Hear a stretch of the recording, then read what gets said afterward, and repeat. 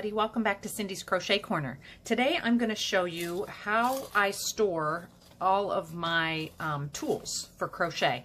I know that I told you that all you need to get started in crochet is a hook and some yarn and you're ready to go, and that is the truth. But as you start to crochet down your crochet journey, you're going to find a lot of different tools on the market, and I'm just going to show you what some of my favorite tools are that and what has made it easier for me and very useful. The first thing is this handy dandy organizer that I found on Amazon, and I will link it below in the video description so you can click on it. It comes in a couple different colors, and this really, I used to just keep all of my hooks and tape measures and all that in a plastic bag, and everything would always get jumbled up. I couldn't find anything, and so when I found this, this really made a huge difference. It's easy to carry, it folds up really nicely, it has lots of pockets, and you just wrap it around and it's ready to go. You can take it anywhere with you, and everything is right here, and I just love it. You can even put your scissors in there.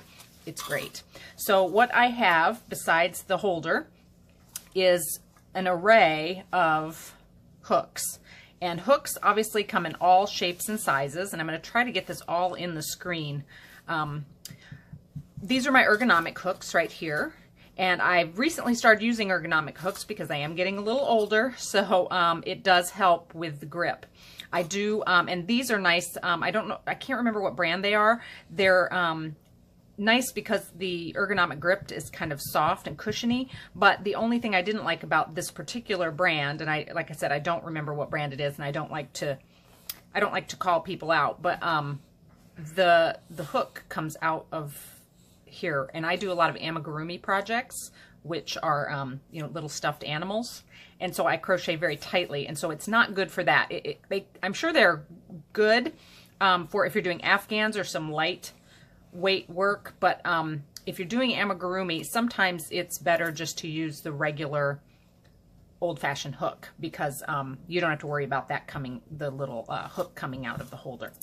So I have my set of ergonomic hooks, which is great. This holder comes with these little loops, and the hooks fit right in there, which is great. Then I have my set of regular hooks, and I just put them all in here, and that works really well. And then I have my steel hooks over here, and the steel crochet hooks are when you're crocheting with thread. I'll show you that. When you're crocheting with crochet thread, you want to use steel crochet hooks. So if you're doing doilies, or I use those for some of my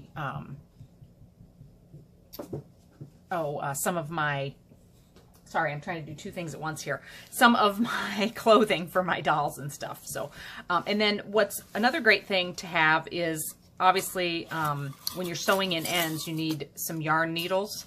And I used to just have my yarn needles in a little bag, but my husband actually found this little tin that he had, and so I keep my little yarn needles in there. The ones that don't fit, I have in here, and I put that right in this pocket. And another thing I recently started using, which I'd never used before until Hobby Yarn sent me this, a stitch counter. I'll also put a link to below in the description for stitch counters that you can buy on Amazon. I am an affiliate with Amazon, so anything that I link, if you purchase it, I do get a small commission for that, but I would not link anything that I don't believe in. So the yarn counter, I used to always just use a piece of paper and a pen, and I would just, when I go from row to row, I would just put a little nick on the paper, and then I'd know which row I was on. But this really is comes in very handy. You can wrap it around your finger, so you can wrap it around any finger.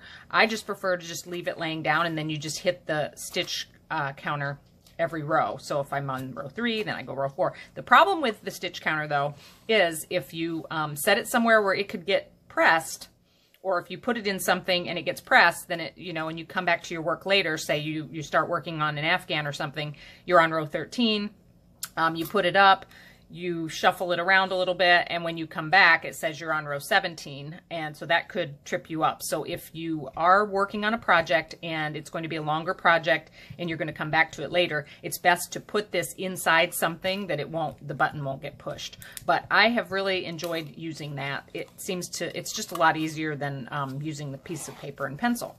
And then in this pocket here, I have a tape measure, because you always have to measure things, either your stitch count or, you know, measuring around, you know, the circumference of a doll. For if you're going to make a dress for a doll, you want to measure around that. So a tape measure is very handy, and one of these soft tape measures is great. I also keep a conversion chart. The hooks that I bought that have the ergonomic handle came with a conversion chart, so they're 2 millimeters equal to a B or a 1. They're 3 millimeters equal to a D3. So that lets me know what which hook to use for which project. I also have this little handy seam ripper, which I rarely use.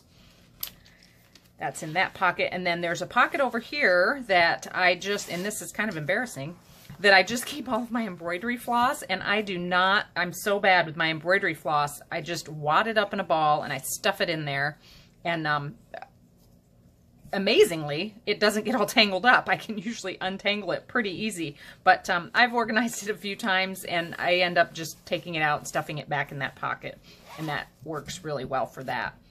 So these are just a few of the things that come in handy to have if you're really going to start crocheting a lot, and to keep you organized, because a lot of times you can get unorganized.